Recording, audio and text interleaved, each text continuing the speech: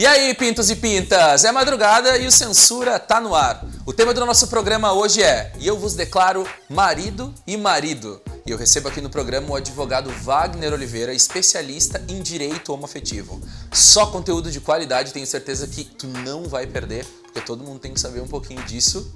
Aliás, é um tema tão contemporâneo e tão relevante. Vem com a gente, relaxa, e o resto você já sabe.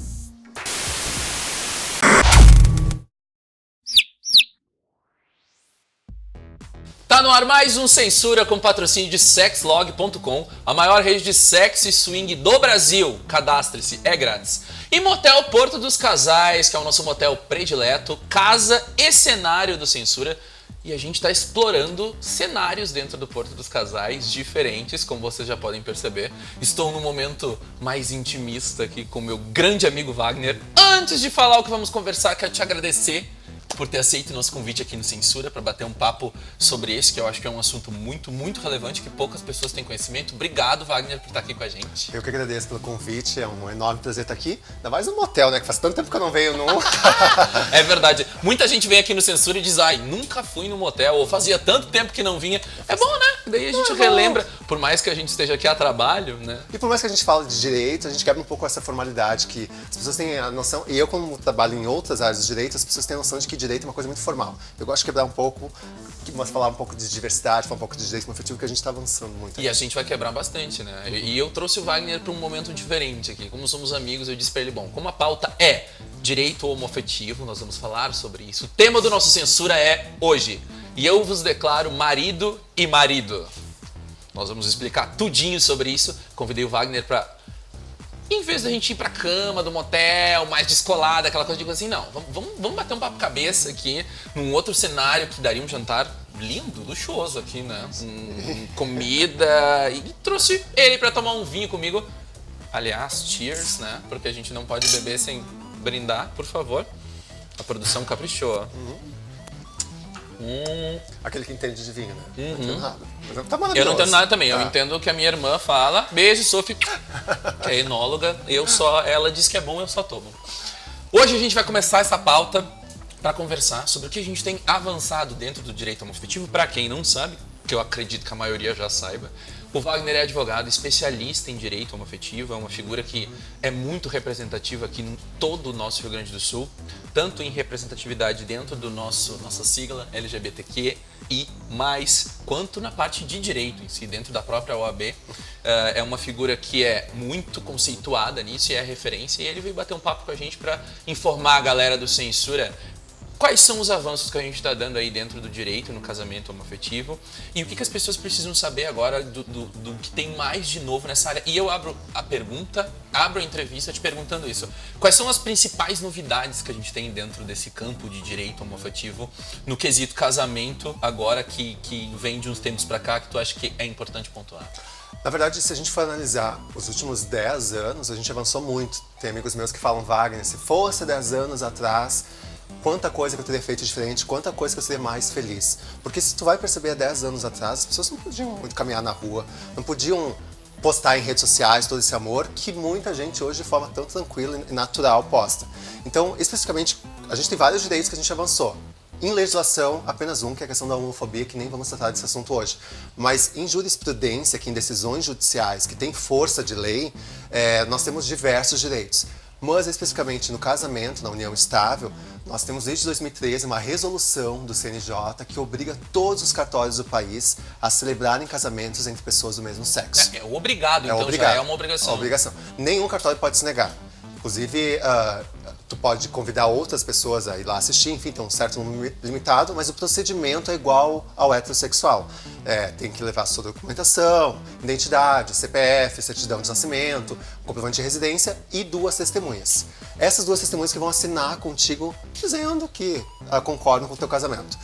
Vai ser lida uma ata, paga uma taxinha ali que é de, se eu não me engano, R$126, uma coisa assim. E aí é marcada uma data, vai lá, sai de lá casado, com todos os direitos adquiridos a partir daquele momento. Mas antes de casar, e muita gente não quer casar, tem a opção da união estável, que é um contrato particular. Então é entre eu e você. Não tem necessidade de ter testemunhas, é uma coisa mais simples, o valor também é menor. Só que a união estável não dá tanto direito quanto o casamento. E é uma discussão muito grande depois em caso de dissolução dessa união estável, diferente do divórcio do casamento. Tem como tu pontuar quais são essas principais, que tu considera as principais diferenças assim, desses direitos que a união estável não assegura e o casamento civil assegura? Sim, eu até tenho uma ação, inclusive, de um professor de uma universidade daqui, que ele morreu e eles viviam juntos há 25 anos. Nossa. Eles vieram de Portugal, enfim, moravam aqui há 25 anos. O que acontece? A união estável, para muitos juízes, tem que provar que ela existia, apesar de ter esse contrato, porque é um contrato particular. Então, tem que provar que existia. Como eu vou provar? Com testemunhas que frequentavam a casa, sabiam que dormiam na mesma cama, com conta bancária conjunta, com imóveis, com festas de aniversário, casamento, enfim. O casamento em si, ele é um documento legal que tem amparo de um tabelião e que não precisa provar, porque a relação está constituída a partir dali. Então, a união estável, ela se equiparou à união estável heteronormativa. E o casamento não, existe uma resolução própria do casamento. Então não se discute o casamento.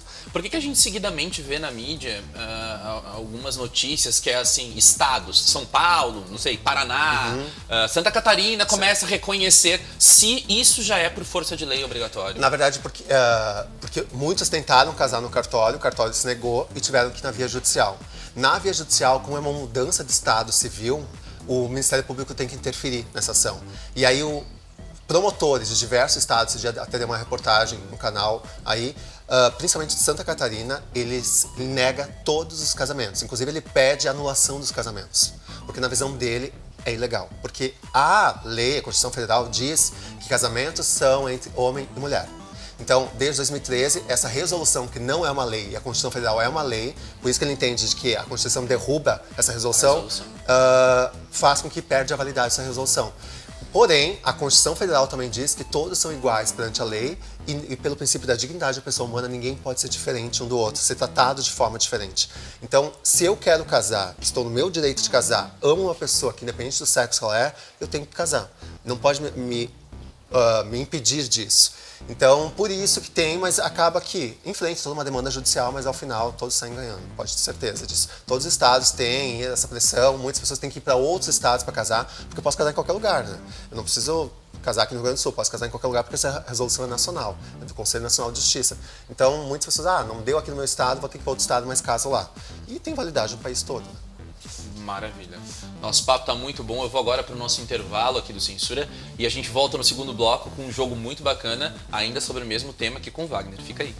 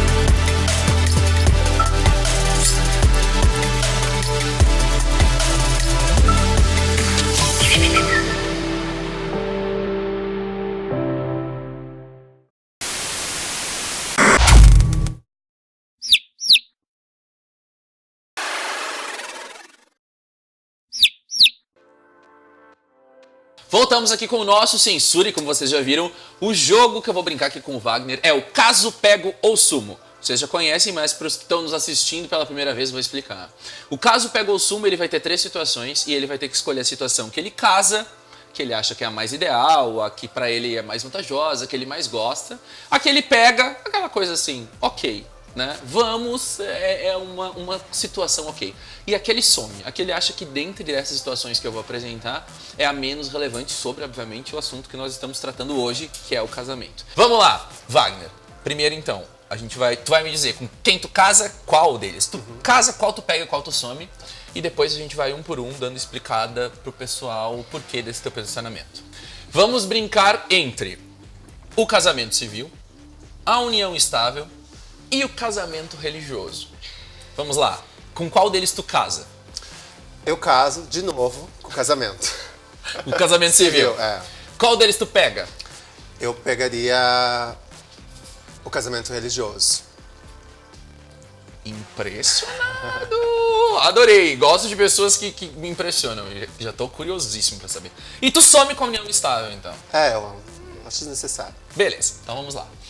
Por que tu casa com o casamento civil? Por que isso pra ti é relevante? Porque eu acho que foi um avanço muito grande, marcante, que a gente tem há 6 anos no Brasil, vai fazer 7 anos, que foi uma conquista, eu me lembro como se fosse hoje, eu ainda estava na faculdade de Direito, e eu acho que todas as pessoas que se amam, elas têm direito de passar pelo que eu passei.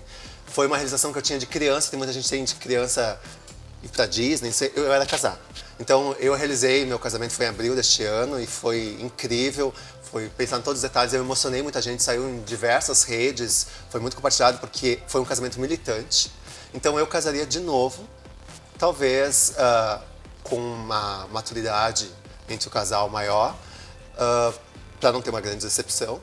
Mas eu acho que foi muito lindo, assim. Vamos agora conversar quem ele pega, que me impressionou. Porque, em geral, eu achei que ele ia assumir com um casamento religioso, mas ele pegou o casamento religioso. Me explica. O casamento religioso, na verdade, está tendo um grande avanço. Aqui em Porto Alegre nós temos uma igreja anglicana que já celebra casamentos entre casais do mesmo sexo, que eu acho que Deus é amor, eles falam. Então Deus, se é amor e a gente se ama, Deus não pode diferenciar. Então eu acho... E ele não diferencia. E no meu casamento teve uma celebração que foi com uma amiga minha que foi Miss Brasil, e ela é muito de igreja, assim, e ela falou muito de Deus. Então eu sabia que no meu casamento não podia passar sem falar de Deus. Porque eu sei que Deus me colocou, eu com meu ex-marido, Deus colocou aquelas pessoas lá na minha vida, então Deus tinha que estar lá para celebrar aquela união. Então eu queria que pudesse todas as igrejas ter essa visão e que as pessoas tivessem oportunidade, porque eu me emociono muito no casamento religioso. Eu acho que o casamento, a festa em si, a gente tem que pensar que é a festa de um dia. Mas o que tu transforma ali de matrimônio deve se perdurar para o resto da vida, que muitos não se perduram, mas deveria se perdurar para o resto da vida. E esse resto da vida tem que ser abençoado por Deus. Some com a união estável, por quê? Na verdade, a união estável eu fiz ela 1 ano antes de casar. Porque eu sou muito do correto, então como o meu ex-marido estava vindo morar comigo, eu quis resguardar ele de qualquer direito, enfim. Que, na verdade, a união estável ela não é necessária, como eu estava falando antes, esse contrato, desde que se comprove que os dois vivem juntos. Então, se eu for fazer união estável e depois eu for casar, essa união estável ela perde eficácia, porque vale o casamento. Então, foi algo que eu não precisaria ter feito.